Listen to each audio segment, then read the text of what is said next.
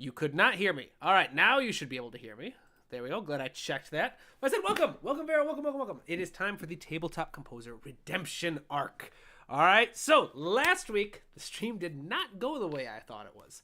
It was very frustrating. So I've had a week. I've gone back. I have restudied, figured out what went wrong and why my strategies weren't working. And so, yeah, I'm excited. I got some fun things to explore today, I think. So, as you know, today's topic is going to be learning how to fake jazz as a composer, as a film composer. Because film composers need to fake lots and lots of styles. That's part of the job. Why is there a blank page in this guide? And about a year and a half ago, I had to fake big band jazz for one of the soundtracks I was hired for. So I had to come up with this method, and so now I have refined it. I have figured out why it didn't work, and I'm going to include this little document in the comments so you can open and follow along if you'd like. But today we're going to learn basically how to adjust a theme.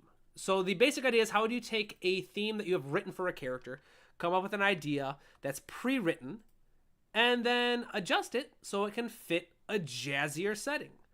I think this is one of the many things that I did wrong last stream. Is I forgot that this is an adaptation method, because for the project I was working on, I originally wrote a character theme in a very different style that worked well, and then the play went through a massive rewrite, and the tone and general story shifted. And so I was told that they liked the original theme, but they needed it to be rearranged in more of a big band jazz kind of style. And so that's how I came up with this method. So that's one of the mistakes that I made. But welcome. Uh-oh. It says there was an error trying to add the link to there. There we go. All right, so now the link should be in the chat. Can y'all hear me? Can you hear the piano? The piano's not working. Why is the piano not working? It's just Cubase in general is not working. Oh, joy. Wonderful.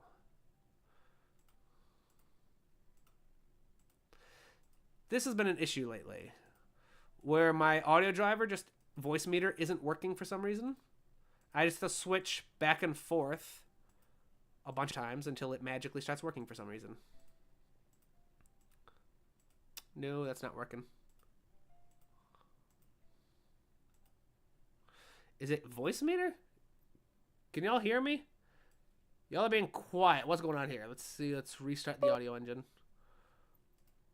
It's not working.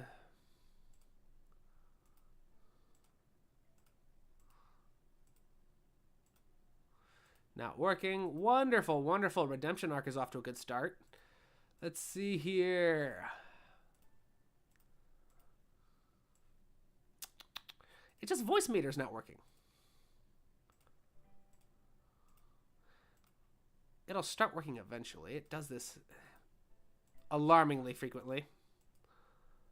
Annoyingly frequently. Alright, so if this isn't the issue, let's problem solve. Studio setup. Oh, that was where I just was. Audio connections is what I was looking for. Alright, so voice meter is set up.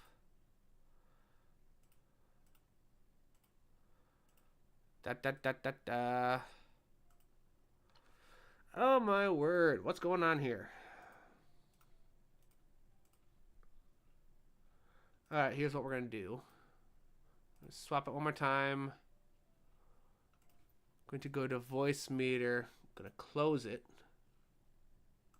And try reopening it. Fortunately, that shouldn't affect my mic. You guys should still be able to hear me. It's just Cubase that's causing issues. What are you guys doing up to while I try to do this stuff? How are things going with y'all? Any questions you have for me? Comments? Can you guys hear me in the first place? Let me know. There we go. Awesome. All right, voice meter should be working now. Wonderful. See the Oschiere? That will be the very last of our technical difficulties today. So, back on track. Today's strategy is all about how do you take a basic character sketch, a theme that you've already written, and adapt it to sound jazzier. So first, let's hear what this is, the difference going to be, then we'll dive in and try something new. All right, so this is a very brief, cheesy little theme that I put together in like 2 minutes, and then we'll see how I was able to adapt it.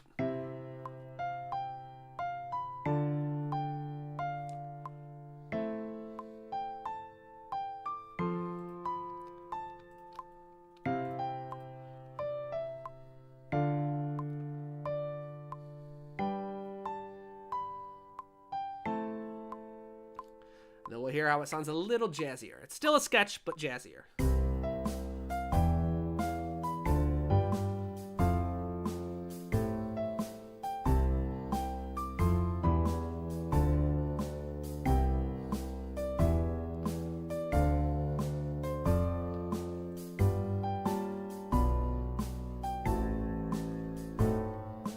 All right, so this should be fun. All right, can y'all hear that? Can you hear the piano? Y'all being super quiet. All right, let me hear some stuff. I thrive on the energy that I get from interacting with you people. So even a comment, just a thumbs up, a smiley face, something to let me know that I'm not all alone.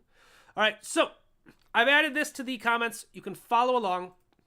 But since this is a guide to faking jazz, meaning that we're not trying to teach an actual jazz music theory class, we're trying to say how do you take a theme and make it sound jazzier. Obviously, step one is coming up with a basic theme and chords. All right. If there's going to be, so as a heads up, there's going to be a lot of music theory in this stream. If you don't feel very confident in music theory, go to my website, go to the Academy page. These 4 classes are 100% free. In particular, this one and this one are going to be very, very helpful for moving forward on learning how to write harmony and writing melodies. Every harmonic strategy that we'll be talking about today is included in this class right here. Alternatively, I have a textbook that I have written, 400 pages, that will teach you all that stuff as well. Right now, there is a sale on pre-orders on my website for Father's Day because I've been very lazy this week and haven't taken down the sale. But let's come up with something simple. Personally, whenever I'm writing a new theme, I like to start with the chord progression first. What is that?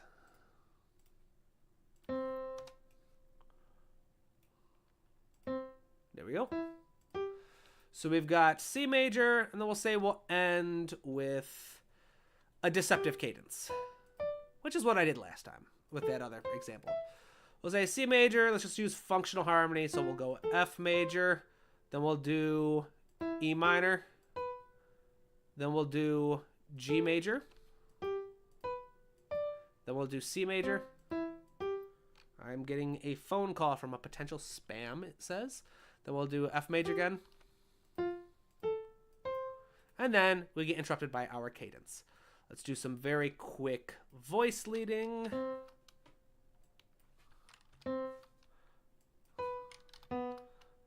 Nothing crazy. Got the voice leading, and let's just do our roots in the bass line. It is always handy to start with the roots in the bass line just because it keeps everything clean, and this is specifically going to be very important when you're trying to do fake jazz because jazz chords in particular get very hectic very fast. So let's bring this up a little bit. Let's drop the chords velocity a bit so we can just see.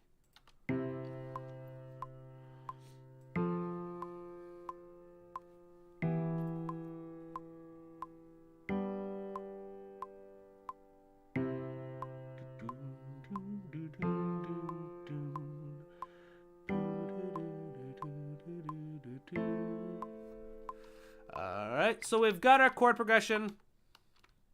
So the next step is to create an actual melody. This is very simple as well. We'll just use sentence structure. We'll go E, then G. All I'm going to do is going to take 2 notes from the underlying chords to create a basic shape. Let's do F, A.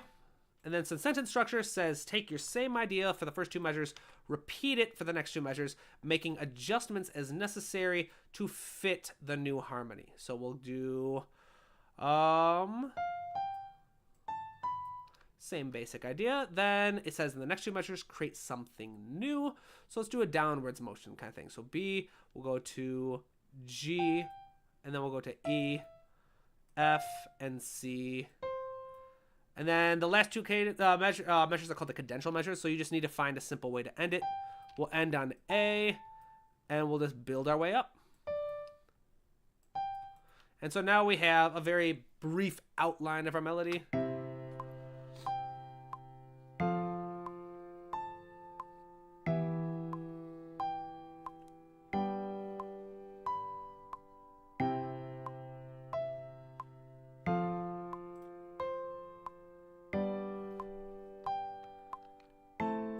right, awesome. So now let's just very quickly add some rhythm to this. We'll do, chop that up. And this will be our motif, our motivic idea. So we'll do, since it's the same motivic idea, chop that up, chop that up. And then we have a new idea. Do that, do that. And there we go. So we got some rhythm added to it. So now we will just take these shorter notes. And we'll just kind of create a little bit of movement.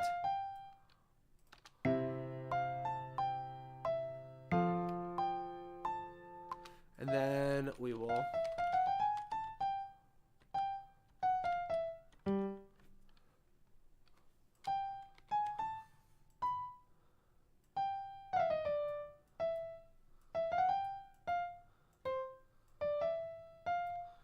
and so let's listen to this and see how it goes.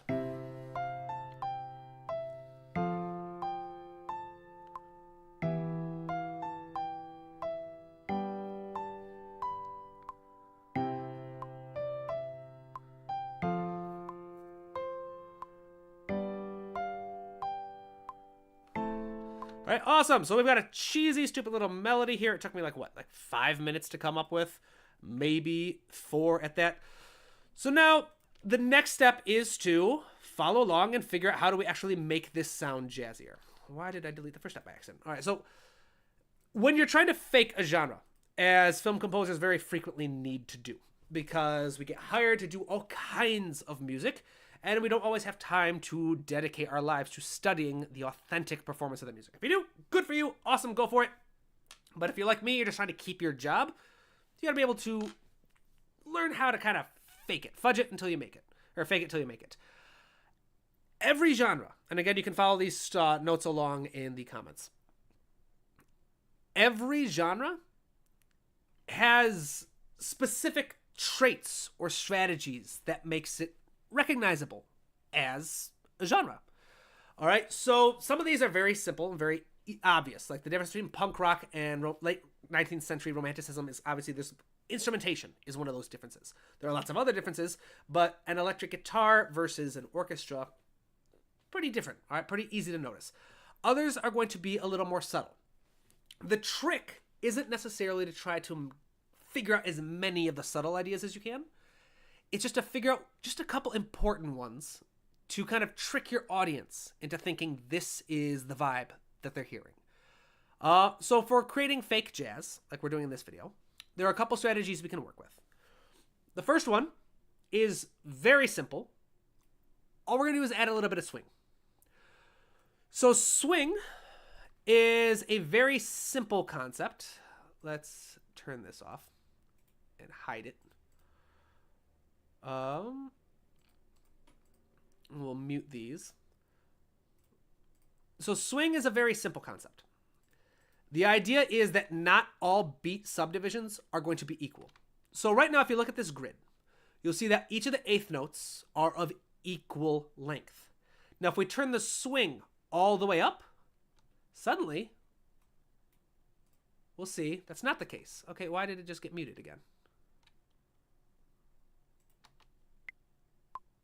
What's going on here? There we go. I don't know why that muted the piano for some reason. Where are we? Right here.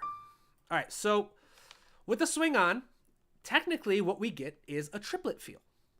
But one eighth note gets 2 of those values, while the other only gets 1. So if we turn the swing all the way down, we see that these are 2 eighth notes played with swing. And we go to triplets, we say, all right, 2 triplets, 1 note value. It's the same thing. So swing has a naturally kind of triplet feel to it. We're going to go back to eighth notes. We're going to turn swing all the way up. All right, so the first thing we're going to do, we're going to go through, we're going to find all the measures with eighth notes. We're going to make sure that they are adjusted to reflect the swing. So what I'm doing here is I'm using a tool called quantize. First, the quantize says snap the beginning of every note to the nearest value based off your grid. My grid is set to eighth notes, so hitting quantize, boom, they all get snapped to start at the nearest eighth note grid. Then I hit quantize ends, and it is the same thing. Each of the ends of the notes get snapped to the nearest eighth note value. So just by adding that slight little swing, we're going to notice that there's already a change in the personality of our theme. Subtle, but it's already starting to get a bit more of that jazzy personality. So adding swing is very simple. The next one we're going to do is turn all of our triads into the very minimum a 7th chord. There are other extensions you can use. So if you want to learn more about chord extensions, you can look up Tabletop Composer, Top Composer, and just look up jazz chords. Hybrid chord, that's not the one you want. You want this one right here. Quick Theory, jazz chords. Very simple explanation. It'll break it down to you. But we're going to stick with just 7th chords. You can do bigger chords, but it does get tricky. But for now, we're going to do 7th chords. And all I'm going to do is I'm going to go through, I'm going to add the 7th to each of these. So C major, it goes C, E, G. The 7th would be B. This is an F major, so F, A, C, E. E minor, E, G, B, D. G major is going to be an F. C major is again a B. Then we've got F major again, so it's going to be E again. Then G major, we're adding the F again. Then we got A minor, so it's going to be A, C, E, G. So we've gone through and we've added these notes. Now this is getting a little cluttered, so let's do a little kind of cleaning up. In general, we're going to look for 2 things. One, by default, since we already have the roots in the bass line, by default, we can get rid of the roots in the upper voices. There is one exception, though. If the chord starts and the note being played in the melody is the 3rd of the chord, that's the middle note in the triad. If it's the 3rd, we're going to remove the 3rd instead. This has to do with something called the overtone series. Again, if you want to learn more, check out my free class on arranging on my website. All you need to know for now is if you've got your 7ths and the chord is played at the same time as the 3rd in the melody, you're just going to get rid of the 3rd. We're going to mute that. We go to F major. The F is not the 3rd, that's the 1st of the chord, it's the root, so we can go back to our default, getting rid of the root, because we've already got the root in the bass line. So we've got E minor. Oh, wait, 1 second. Hold up. I wanted to make sure I was tracking the development of this so that I could go back and see mistakes. So let's go through here, delete all of these notes I just added. So we've got that. So now we can make these adjustments here. All right, Alex, welcome. You didn't really miss much. It's been a very quiet stream. I'm doing the redemption arc, so you can follow along with the notes here if you want to get caught up. Right now, we've got a basic theme, and we're starting to apply some fundamental genre-specific strategies. The first one was adding swing, and now this next one is we're adding 7th chords. So got the 7th chords. We're going through here. We're deciding, all right, the 3rd is in the melody, so I'm going to get rid of the 3rd because I'm just cleaning up these chords a little bit. F is the root. We don't need the 3rd, so we'll go back to the default, which is just getting rid of the root.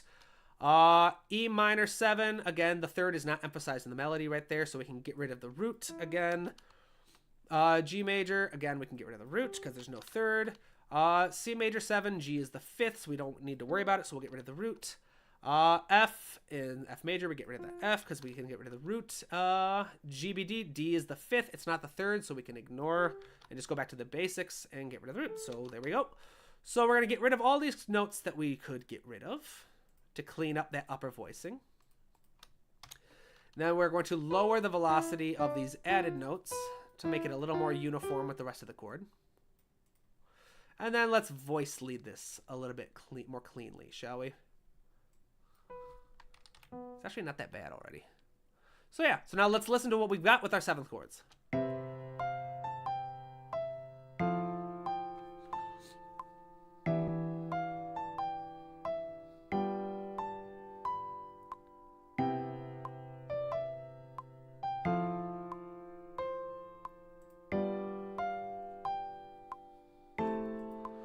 All right, it's starting to come together a little bit. We've added our swing, we've added our 7th chords, and cleaned up the voicings a little bit. The next step is to add a little bit of syncopation if we want to. All right, so no, welcome. All right, so we're getting some people on. Good.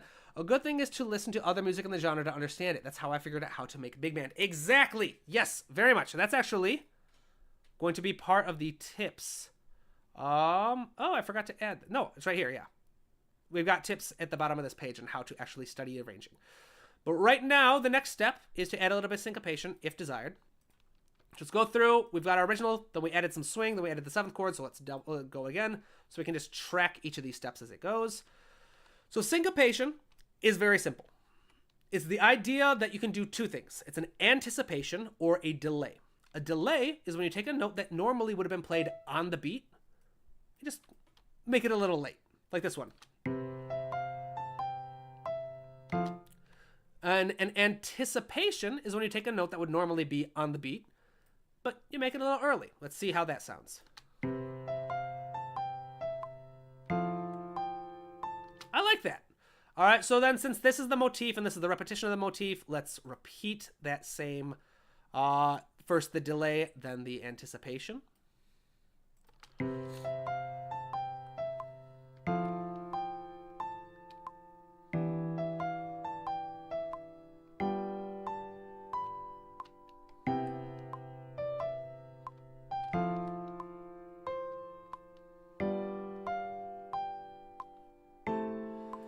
Let's see, so the second half. Is there anything else I can do here in the second half?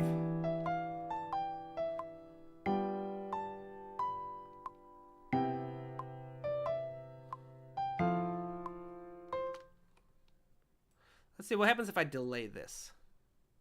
Nah,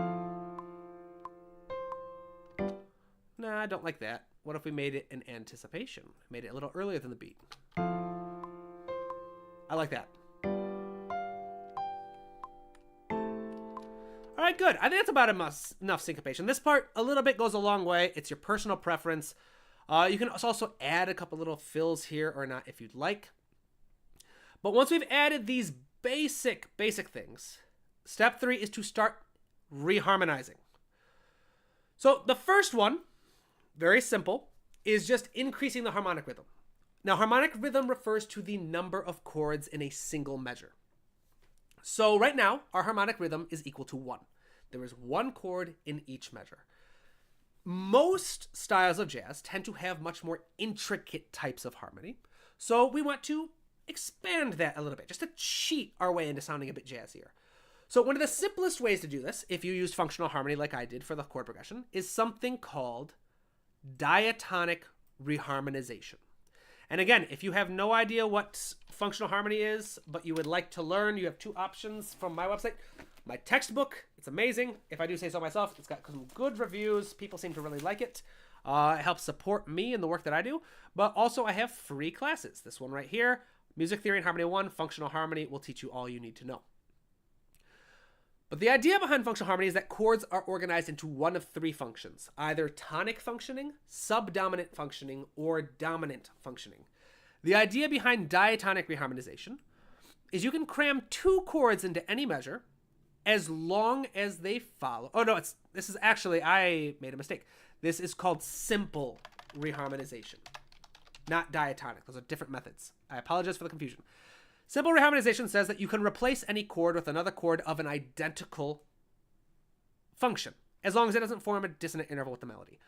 Alternatively, you can just double down by having 2 chords with the same function play in the same measure. So if we highlight C major is a tonic functioning chord. The other tonic functioning chords, the major 1, we also have the major 3 and the minor 6. Since the melody has a G, let's do the minor 3. We'll do E, G, B, and D.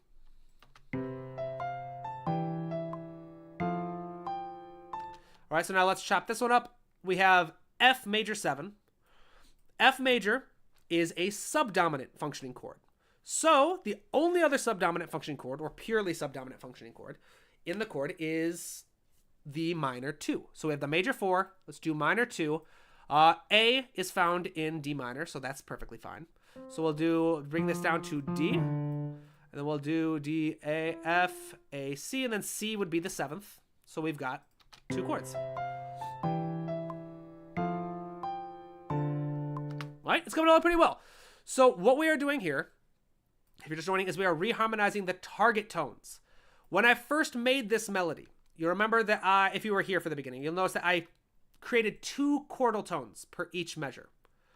You would notice that those are the target tones. Those 2 chordal tones form the target tones. There are other kind of guidelines you can use as a reference, but that's all we're going to do for now. But again, if you want to rewatch the stream, you'll know what I'm talking about. And again, if you want, take my free class on melody writing, and you will learn all about this stuff. So now we've got this next measure. It starts off with E minor 7. E minor is another tonic functioning chord. So we can do C. We'll do C, C, E, G, B. So we go. Now we've got our chords.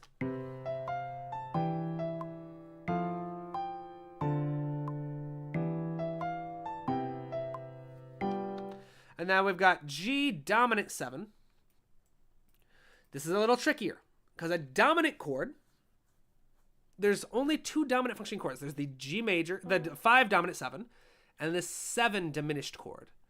So what we could do here is we could technically do the B, D, F, A. Let's see how this sounds. Yeah, that works fine. So then it's a matter of just continuing with this strategy. All right, we're chopping up. We're using simple reharmonization to just create some shifts. Welcome, Tamashi. Welcome. Let's see here. So C major. Let's follow the same pattern we did earlier. Let's go to E minor, E, G, B. We'll bring this down to D. And then we'll do F. We need another D. D minor, D, F, A, C. Then we've got G diminished, G dominant 7. So we'll go back to B. B diminished. Then we'll do, since I want to do something kind of crazy. We'll do an auxiliary diminished is what this is called. We're gonna go from a minor. It's pretty simple. Anytime you take a chord, say C major, and then you turn that chord into a diminished triad built on the same chord. So you go from C major to C diminished and back to the original chord again. It just creates a nice fun little sound. So going from A minor 7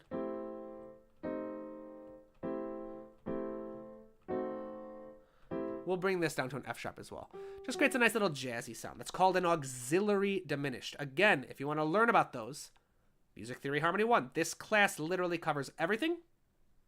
If you want to learn even more really cool stuff in terms of how to tell stories and do create soundtrack stuff, again, my textbook. It is still on sale for pre-order on my website because, again, I have been lazy all week and I did not end the Father's Day sale yet, but I've got to get on that. So now, yeah, let's listen to it. We have now taken it, we've added swing, we've added a bit of syncopation, and we have now reharmonized the target tones.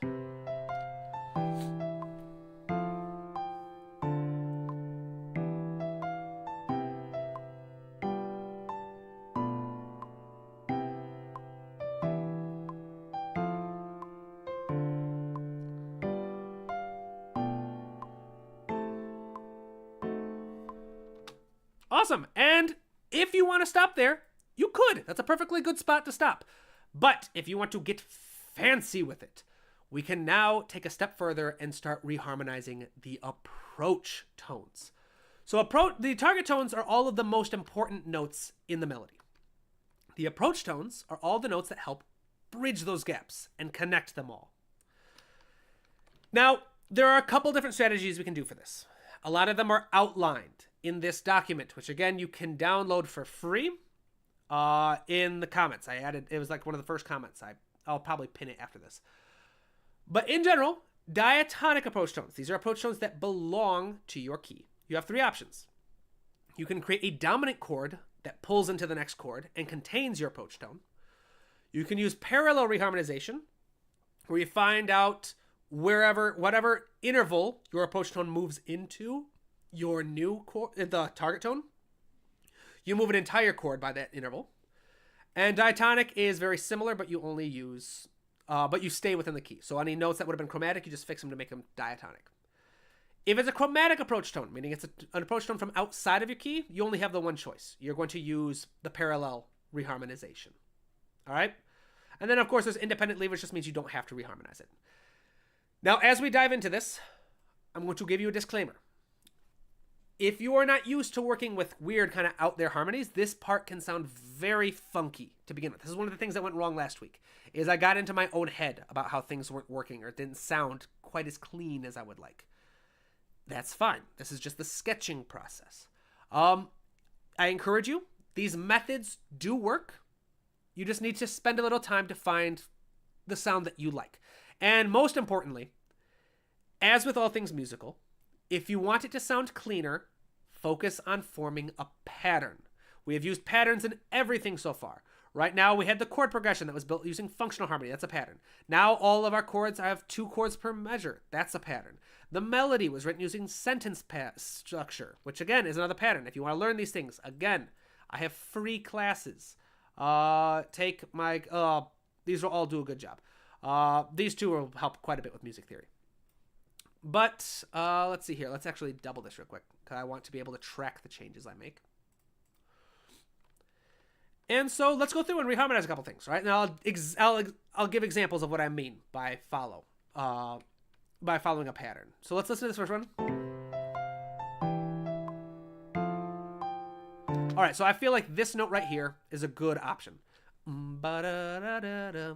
Bum, bum, bum. So I have 3 chords here. I think that just sounds right because right now, again, trust your ear. Where do you think you want to add a new chord? So I'm going to add a new chord here. So my approach tone is G. This is a note that does not belong in the underlining chord. And it is moving up to an A natural. So I have 3 options here. I can try parallel reharmonization. I can try simple reharmonization, or I can try diatonic reharmonization. Simple tends to be the simplest. So we have G moving into A, which means I want to find a chord that moves into D by moving up by steps. So D, the natural step would be C. So if I build a C major, and we do C, E, G, B, and we can bring this up here. Let's see how this sounds.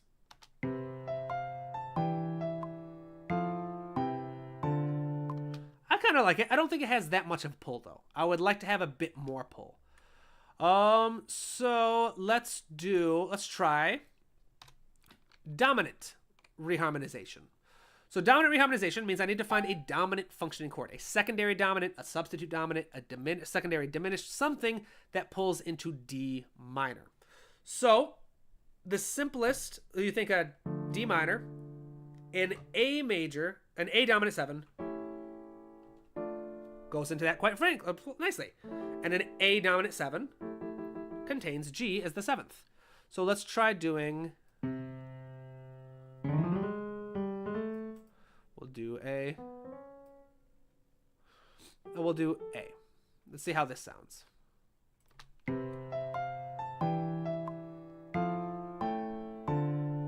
I like that one much better. So that works. And again, if you did not follow that, if you did not understand what a secondary dominant, because what I did is I did a secondary dominant. Secondary dominant says that my chord right here is a minor 7 chord. So let's go here. So my target chord was D minor. All right.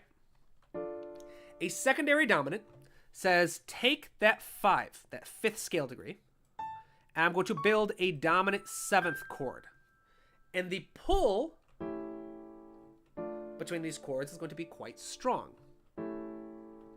Not as powerful as it would be if it was a major chord that I was going into. It would be. But it still works. So that's the kind of strategy I did. Again, if you want to learn all this stuff, this class right here, we don't have time to go into all the music theory right now. This class right here, 100% free. It will cover all of this. So now we've got that.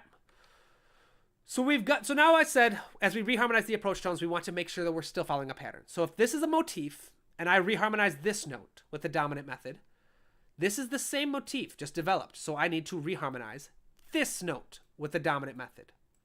So this is a D minor chord again. No, this is a, what is this? This is a B diminished? B diminished, oof. That's going to be tricky, actually. Very different functions in the chords. Let's just try it. So B diminished. Let's try. I just need to find a way to reharmonize this. So let's see. Let's do.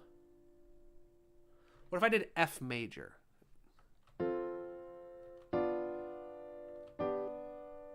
That could work. If I use like a dominant to 5-2-5 relationship.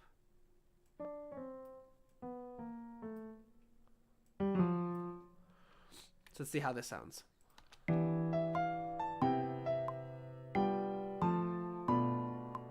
Yeah, a little crunchy, but it works. Let's see any comments we're getting here. Welcome to Machi the Monster Explorers. Hey, dude, how's it going? I'm doing really well. Thank you for asking. Has anyone made something for the competition? Yes, the competition. That reminds me, Monday. Monday is the deadline for the competition. If you want to learn more, check out my Instagram page or the community tab on my YouTube channel to learn about the requirements for the competition. The Monster Explorers. Oh, I love that sound. The diminished thing you mentioned. It's a great trick. It sounds sick for writing cutesy Nintendo-y music. Right? Yeah, Nintendo music uses a lot of jazz techniques. So again, if you want to learn more about those, check out my free class and my textbook. Alex, it's giving me Nintendo Shop theme vibes. Good. So, yep, if it were faster, it would be perfect. I probably will speed it up, actually. The Monster Explorers, have you submitted your piece? Oh, I know what it's even about. Oh, even if I wanted to, I didn't think I'd have time. What do you mean by crunchy? By no. So, crunchy, just like a little crunchy, a dissonant. When I say crunchy, it's another term for dissonance. So something that sounds a little, or it sticks out a little bit. Dissonance is technically, in this kind of scenario, relative. So it doesn't sound bad. It just sticks out a little bit.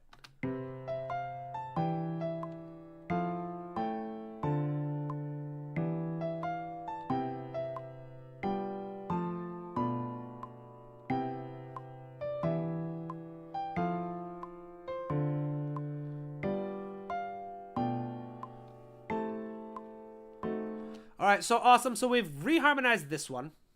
I think less is more in this scenario. So to keep with the pattern of 2 chords, 3 chords, 2 chords, 3 chords, let's do one more of that. 2 chords, let's do 3 chords. This one is not a reharmonization. This is just adding another chord. So we need to create a bridge from F major 7 to D minor 7. So we gotta go down to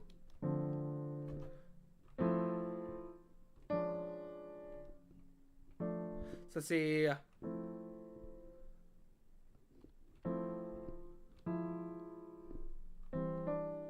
think I'm gonna do that. I'm gonna do just the diminished walk. We'll go. Let's see how this sounds.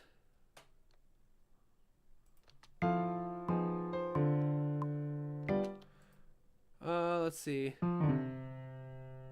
Let's do. I think that actually, if we glue this together.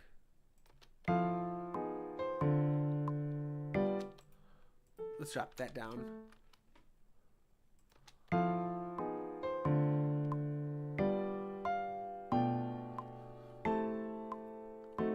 All right, awesome. I think that works. So, what we have done so far.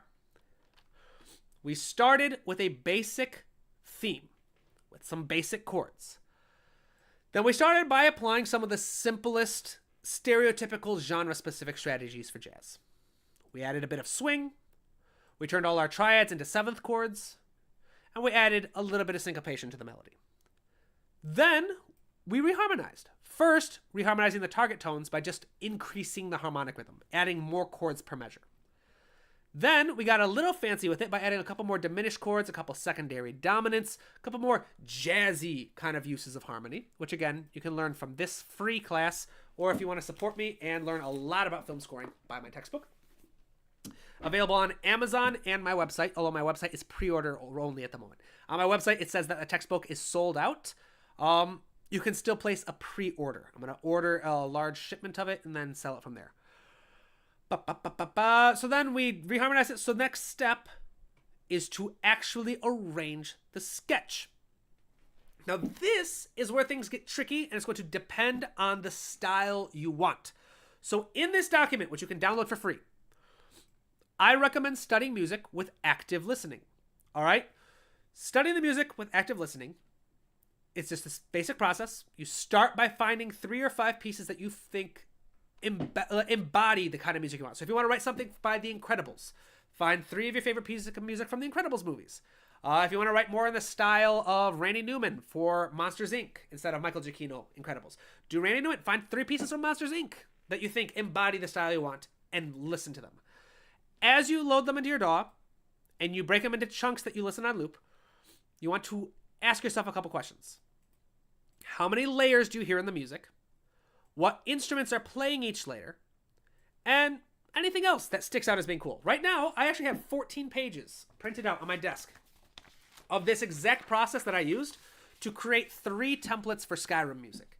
I've created 3 kind of nighttime ambience templates for a playlist of that kind of style music that I want to create. And these are all the notes that I use to score it. And actually, later in this stream, I can show you guys one of the pieces that I made using this process if you'd like. But this is one of the simplest, most effective ways to study arranging and how to actually write music in the style you want. In addition to this, I've written out a couple more technical guides. But unfortunately, for the time that we have in this stream, I'm not going to be able to arrange this for a full big band. I might do that in a future stream if you guys would be interested. So instead, all we're going to do is we're going to add a little bit of a drum kit, because drum kits are very common in jazz. I've got just a simple hi-hat on 8th notes with the swing, bass drum on the strong beats, and snare drum on the weak beats. So if we solo this, and actually turn it on, you can kind of see how it goes. Super, super simple groove.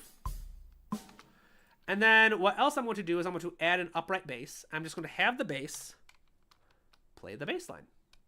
All right, that's the cool thing. This is why I said stick to just the roots.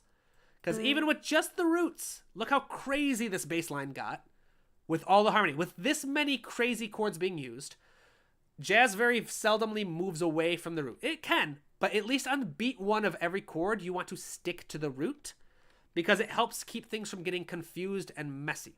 So I put this in the upright bass, we highlight all this, and we listen to it. We can see how it just kind of comes together.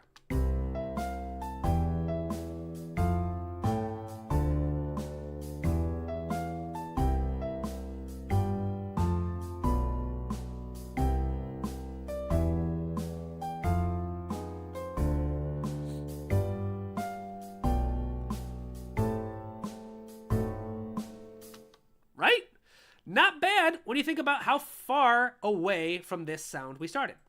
So real quick, let's listen to what we originally started with. Then we'll listen to what we came up with this method. And then we'll move on with the stream, shall we? All right, so let's listen to the first real quick. Super cheesy. I wrote it in 5 minutes? Very cliche, simple piano sketch.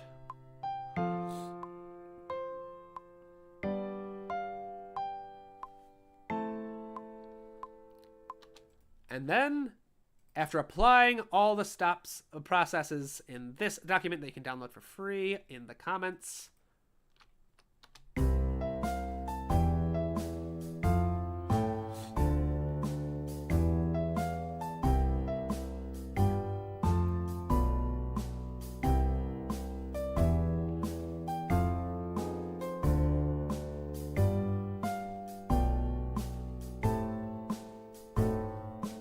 awesome. And this is just a sketch. You now have your chords, you have your bass line, and you have your melody. So the next step would be to arrange it for big band. Like I said, the best way to do that, because there were so many different technically styles of big band, is to use this method to actually study a sound that you like, create a template for yourself, and kind of move forward with it there. 2 strategies that are very common are 5-part soli voicing, which is basically, you can think of it as a big band approach to writing melodies, where you take your melody, you split it in octaves, and then you fill out the space in between with an identical rhythm, but only chordal tones. This is very helpful. I've included 6 common kind of pairings for this kind of performance, as well as 5-part spreads, which is, again, another kind of strategy that's very useful for writing out the chords. I've included these as a helpful starting point, but then this method right here is how you're going to actually find out how to arrange for big band, because there's just so many different styles, and there's only so much we can do in a single live stream. So, hopefully that was helpful. I hope I have redeemed myself after last week's fiasco. Let's do some comments real quick, and then see where we're going to go from. All right? Let's see. Actually, I like my chords crunchy. It's like a layers of sandwich. No, what kind of maniac eats crunchy sandwiches? The only crunch should be from the bread, not the innards. I don't know. You ever tried adding potato chips to a sandwich? It's pretty good. Tomashi, how do you decide a piece's harmonic rhythm? I have a lot of trouble, so just starting with it. Personally, I always start with just 1 chord per measure, unless I decide that I want it to be lower energy. So 1 chord per measure. If you want higher energy from your harmonic rhythm, add more chords per measure. You want lower energy for your music, and you want to use harmonic rhythm as a strategy, have fewer chords per measure. In other words, have more measures per chord. That's what I would recommend. Monster Explorers, where did the inspiration from your name come from? Oh, my roommate actually came up with the name for the channel. Originally, this channel was supposed to be a joint effort where we just wrote a bunch of music for our D&D games and pasted it under the YouTube channel Tabletop Composer, and then we just never ended up doing that. And I just ended up keeping the channel and using it as my own channel for tutorials. So that's where that came from. More Skyrim music content coming. Yes, there's a lot of Skyrim content coming. Alex says I should speed it up just for fun. Let's see here. Let's do it. How much? You think like 120?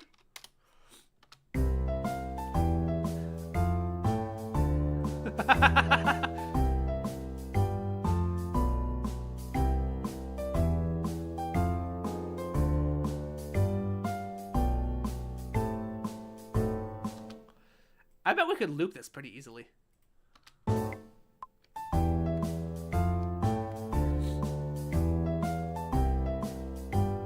The master tempo does work really well with this. Let's increase the volume of these chords just a little bit.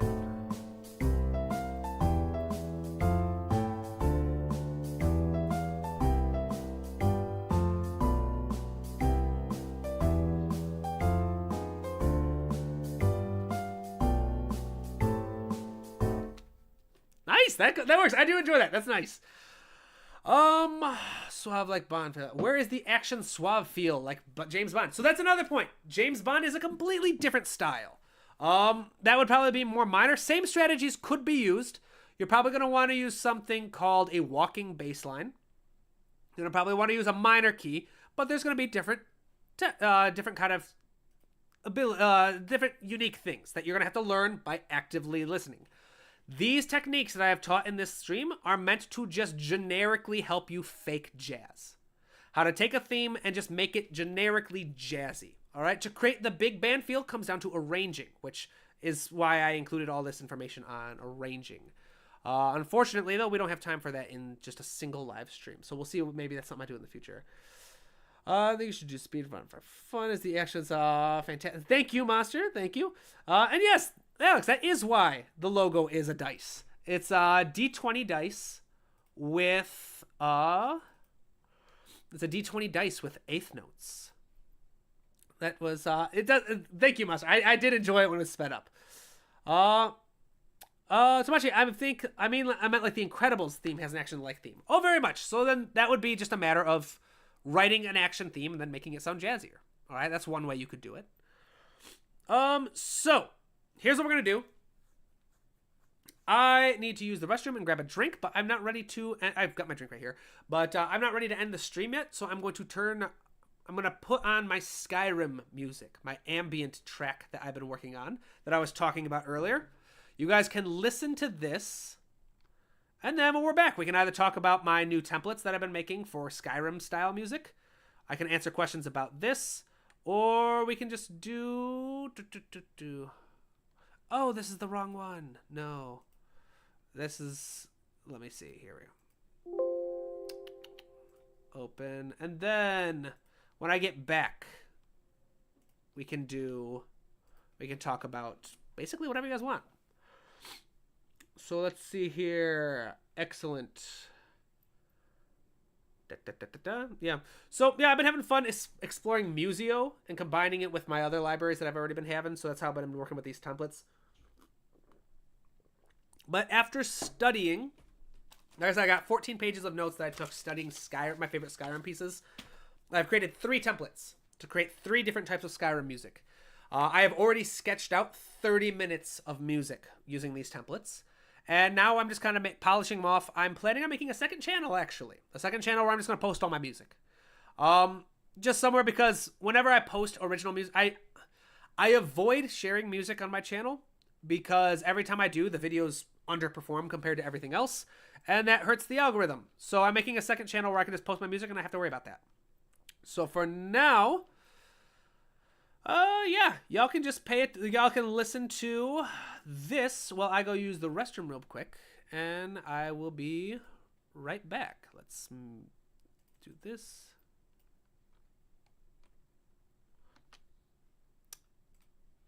What's going on here? Why is it quiet? Are you kidding me? Oh, there we go. I was gonna say, is voice meter acting up again?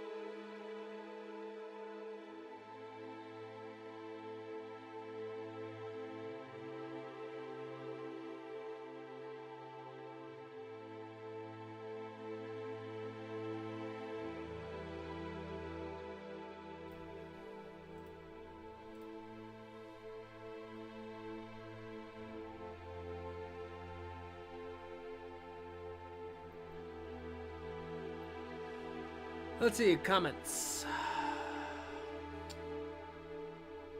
Ooh, yeah, Alex, I'd love to listen to it. Submit it to the next live feedback session. I'll listen to it. And Monster, yes, I plan on having competitions at the minimum every other month. But yes, this is the very first one.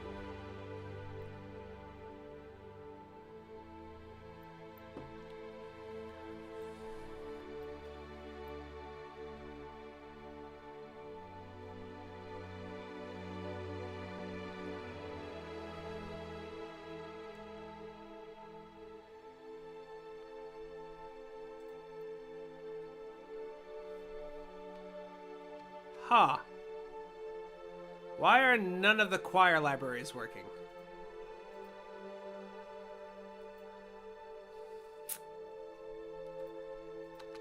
So this entire time I left you guys to listen to this music, the vast majority of the libraries just weren't working? Connection terminated by Damon, waiting for reconnection. Who's Damon? Who is Damon? Why did Damon disconnect me from all my libraries? Oh, that's kind of bad, because like half of these. Waiting for Museo to connect. So, I was having you guys listen to that sketch, and all you could hear was like the Albion 1 libraries, which are like a fraction of what this is. So you guys would hear these. But you couldn't hear... Man! Museo Connect. What's going on here? Instances.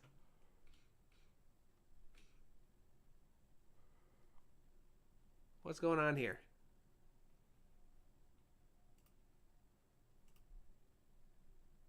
Oh, now it's up. There we go. Alright, so yeah. From the top this time, I guess.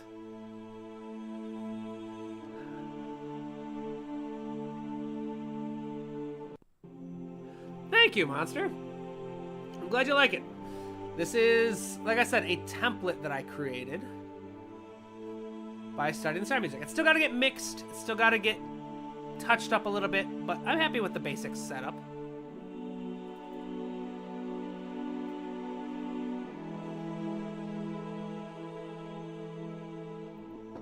So what do you guys want to do? What should we do with this time that we still got left? You got any questions? Any ideas? Or should we just kind of call it?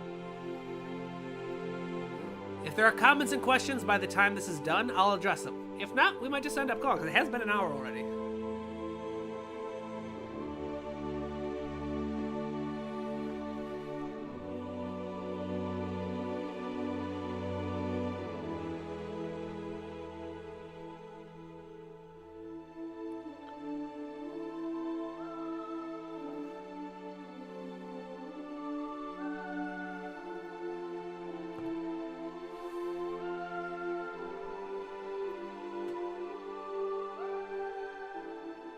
Thank you, Kevin. Tamashi, the Skyrim template is because I felt like it. I'm between projects at the moment, so I'm just writing a bunch of music. And I will be doing a tutorial on how to write like this.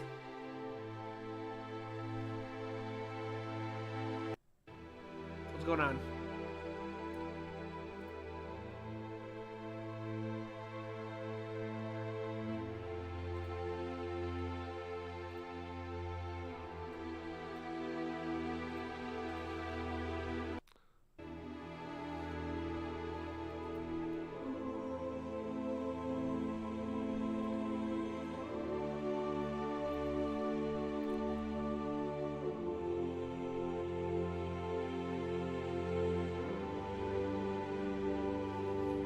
Thanks for stopping by, Alex. Have a good one.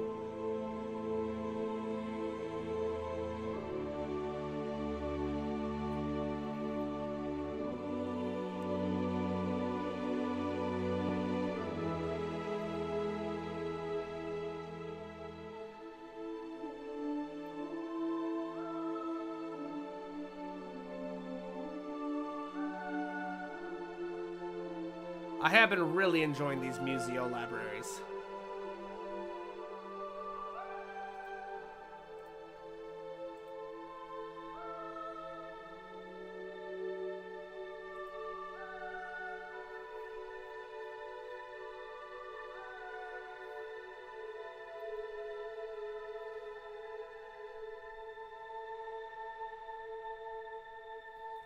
And yeah. So that's just kind of the stuff I've been working on lately. Been putting together a couple templates. I'm going to make some tutorial videos for this style of ambient music. I've also got one for more of a polyrhythmic approach. Something, if you're familiar with the Skyrim piece Secunda, that's basically that kind of style. And then one of the more like Far Horizons rondo form kind of technique. But yeah, I got like 4 pieces written with this template that I'm just kind of touching up and getting ready to share on, like I said, that second channel that I'm going to be making for just sharing music that I've written. That way I can start sharing my actual pieces with you guys without having to worry about it harming the algorithm of my tutorial channel. Tamashi wants me to keep going. I don't really expect much out of the competition. Not meaning that I don't think you guys are going to do a great job. It's just I haven't had enough time to sit down and get any specific images in my head. All I know is that people have been wanting a competition for a while. It's one of the most common requests I get. And I thought it'd be fun. So I'm excited. I've seen a couple pieces people submitted. They're really good. It's really exciting. I don't know how many have been submitted yet. I haven't checked in a little bit. I imagine that there will be a decent number, not too many, not a crazy amount for the first competition, but deadline is Monday. If you want to learn more, you can either head over to the community page on my YouTube, or you can go to my Instagram page where you can get information on my posts about the competition. All the instructions are here. Make sure you read through them very carefully because disqualifications will happen if you don't follow all the rules. How many people have submitted? I'm not sure. I'll go after the song. I heard the soprano choir, so I stayed a little longer. Thank you, Alex. Yes, the choir libraries in particular are just beautiful with Museo. There are 3 that I'm using. Voxos, or Voxus, or however it's pronounced. Women of the North and Men of the North. And then Voces 8. So 3 libraries that I'm using to create the ensemble. They're breathtaking. Then in a couple other pieces, I have a children's choir too. Which is a lot of fun. Yes, I am the only judge. The rubric for what you're getting judged on is included in those posts. I haven't studied any of the pieces enough to decide if I find any interesting, but I'm just really enjoying everything that people have been submitted so far. I won't start actually going into a deep dive until Tuesday.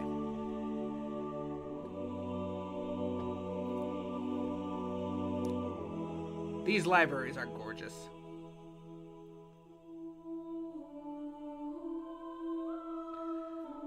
I got all of these libraries. Museo, $10 a month. The subscription is crazy cheap. Highly recommend it. They do require a little bit of work out of the box to make them sound really good, but they're worth it. This is my go-to recommendation for all my students now. I'm gonna have to reach out. I'm gonna tell them to sponsor me. I'm gonna do a lot of advertising for them. But yeah, there's a lot of cool stuff. Let's check out another one, shall we? Let's find out with the children's choir, because I am geeking out over these choir libraries. Let's see here. So no, Tuesday is not the next stream. Tuesday is when I start going through the music. The next stream will be Friday, and that will be announcing the winners and the runners and the second and third place and honorable mentions live. Because since I'm doing an actual judging, I need to actually focus on it and not just give gut reactions like I do in a lot of live streams. Yeah, I'll show you guys one more piece that follows this template, and then I'm probably gonna call it. Give myself a little bit of a break. Head on out because it is a beautiful day out. Let's see, where's the choir? Yeah, boys choir over here. The choir in these is just.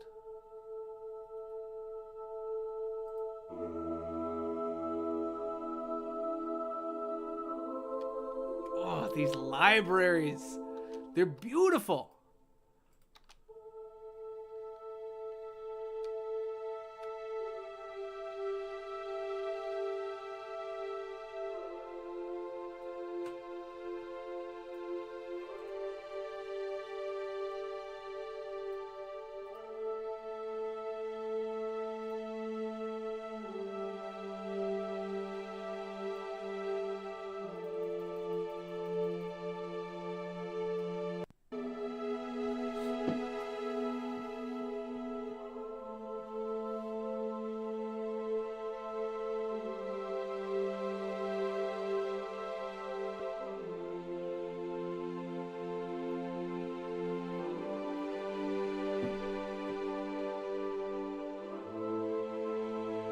So the name of these vocal libraries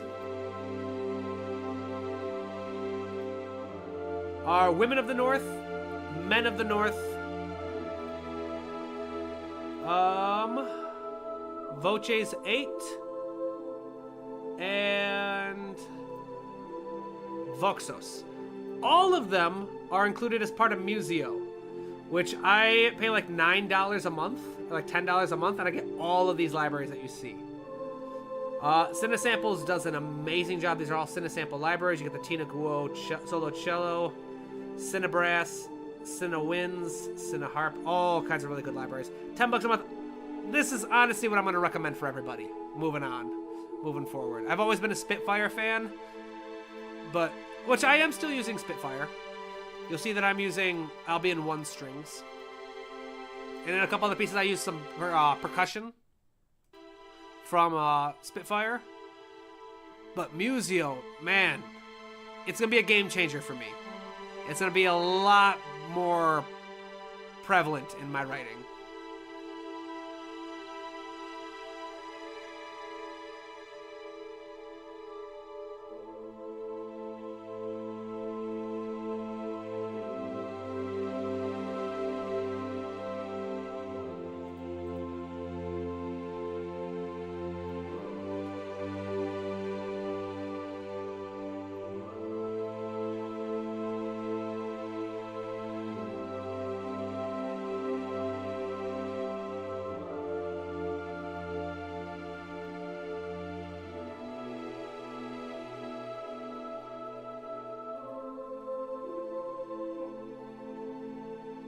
So yeah, these are going to be future templates coming out soon-ish. We'll see. I got to finish writing all the pieces, and then I'll make all the tutorial videos. So there's little behind-the-scenes kind of projects. I've also got some really cool collaborations coming up with a couple people that you might know if you are present on Instagram at all.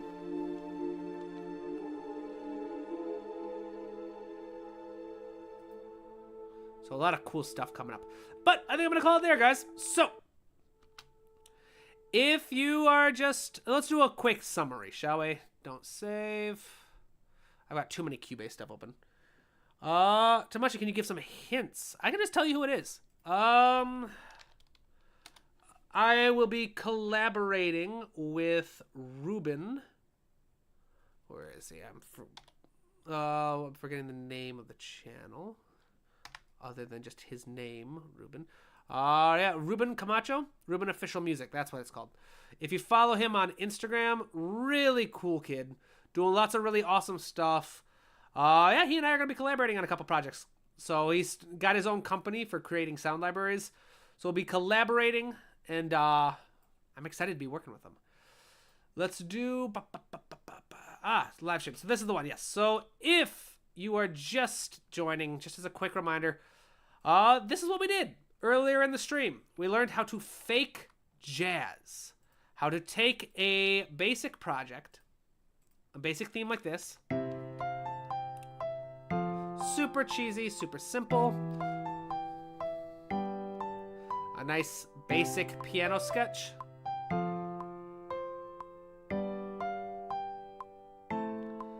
And then we learned how to zhuzh it up and pretend that you're a jazz musician.